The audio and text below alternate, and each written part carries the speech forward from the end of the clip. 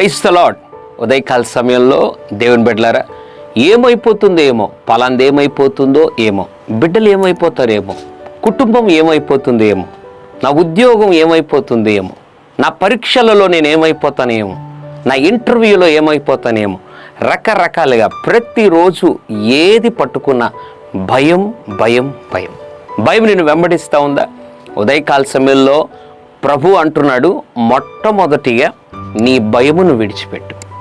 దేవుడి ఉదయకాల సమయంలో ఒక మాటను జ్ఞాపకం చేయాలని ఆశపడుతున్నాడు. యెహోషువ గ్రంథం 1వ అధ్యాయం 9వ వచనం, నిబ్బరము కలిగి ధైర్యముగా ఉండుము. ఎంత అద్భుతమైన మాట! దేవుడు మోషే గారి తర్వాత యెహోషువతో అంటున్నాడు, యెహోషువ నిబ్బరము కలిగి ధైర్యంగా ఉండు. అంటే అర్థం ఏంటి? నువ్వు ధైర్యంగా ఉండు, ముందున్నవన్నీ నేను చూసుకుంటాను. ఉదయకాల సమయంలో ప్రభు నీతో మాట్లాడుతున్నాడు. అప్పుల గురించి భయపడద్దు, వ్యాధుల గురించి భయపడద్దు, కష్టాల గురించి భయపడద్దు, జరిగిన అవమానమును గురించి భయపడద్దు. నిబ్బరము కలిగి జరిగిపోయింది ఏదో జరిగిపోయింది, ధైర్యంగా ఉండు.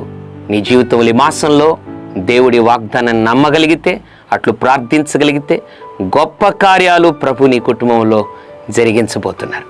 పరిశుద్ధ తండ్రి, నీకు వందనాలు. నిబ్బరము కలిగి ధైర్యంగా ఉండు అని మాట్లాడారు. ఎంతమంది అయితే భయపడుతున్నారో, ఏ విషయములో వారు భయపడుతున్నా, ఇప్పుడే యేసు నామములో వారి భయము వారిని విడిచిపోవునుగాక. ధైర్యపరచమని ప్రభు ముందుకు గొప్ప కార్యాలు చేయమని యేసు నామములో ప్రార్థిస్తున్నాం తండ్రి. ఆమెన్.